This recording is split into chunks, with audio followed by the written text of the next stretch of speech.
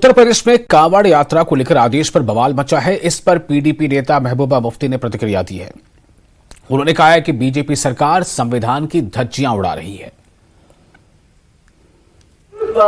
ऐलान हो चुका है कि जो बीजेपी की सरकार है, जो यहाँ का आईन है, यहाँ का जो कॉन्स्टिट्यूशन है, जो सबको पूरे इख्तियार देता है, बराबर इख्तियार देता है, किसी से ना पूछ के उसके साथ कोई भेदभाव नहीं करना चाहता, उसका मजहब जान के कोई भेदभाव नहीं करना चाहता है, बिला मजहब और मिल्लत नाम के जो हमारा आईन बना है सबके साथ इंसाफ करना चाहता है।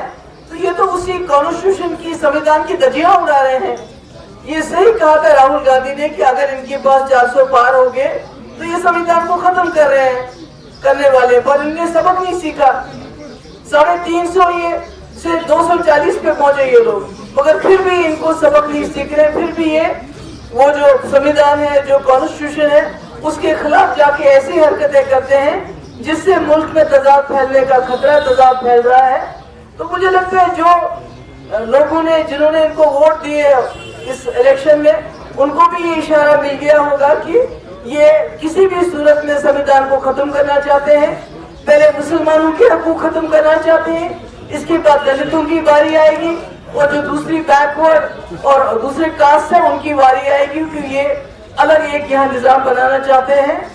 और यही वजह है कि जो यूपी में उन्होंने किया वो इस मुल्क के कॉन्स्टिट्यूशन के खिलाफ है, और इसके खिलाफ मुझे खुशी है सब अपनी आवाज उठा रहे हैं, सब लोग इसके बारे में बात कर रहे हैं। तो सिर्फ मोदी जी खामोश है, उनको भी इस पे बताना चाहिए कि क्या वो इसका साथ दे रहे हैं या इसके खिलाफ है। बहुत बहुत